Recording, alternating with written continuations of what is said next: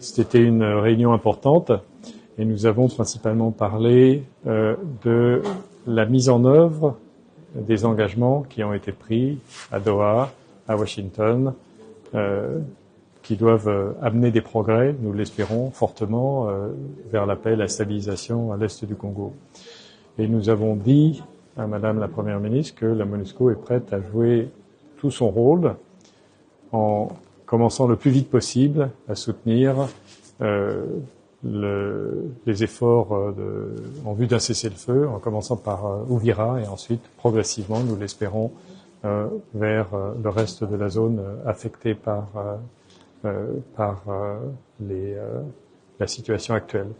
Donc c'est vraiment dans cet esprit que nous avons échangé avec Madame la Première ministre en soulignant que nous travaillons activement, nous avons des plans pour opérationnaliser le plus vite possible le soutien au cessez-le-feu et à tous les autres engagements qui ont été pris à Doha et Washington.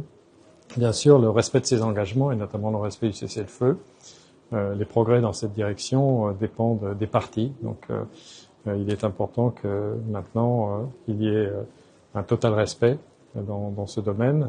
Mais nous sommes prêts, encore une fois, nous sommes mandatés par le Conseil de sécurité pour soutenir ces efforts et notre détermination est totale. Je crois que c'était le message principal que nous avons partagé avec Madame la Première ministre. Nous avons une coopération excellente avec le gouvernement, avec la Première ministre elle-même et les membres du gouvernement.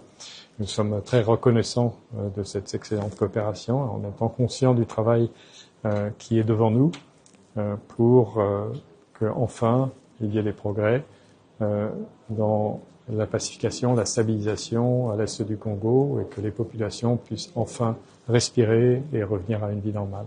Bien entendu, le retour de la présence de l'État sur tout l'est du Congo et en particulier dans un premier temps à Uvira, d'où le M23 s'est retiré, est absolument fondamental.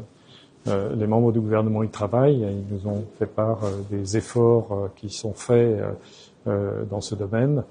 Et bien entendu, c'est quelque chose qui est extrêmement important et nous le soutenons totalement. Et encore une fois, pour ce qui concerne Uvira, nous sommes prêts, dès que des conditions de sécurité indispensables seront réunies, à prendre notre part aux efforts en matière de surveillance et vérification du respect de ce qui est, je ne dirais pas un cessez-le-feu, mais en tout cas un statu quo, afin de prévenir la reprise de la tension et de la violence dans cette zone.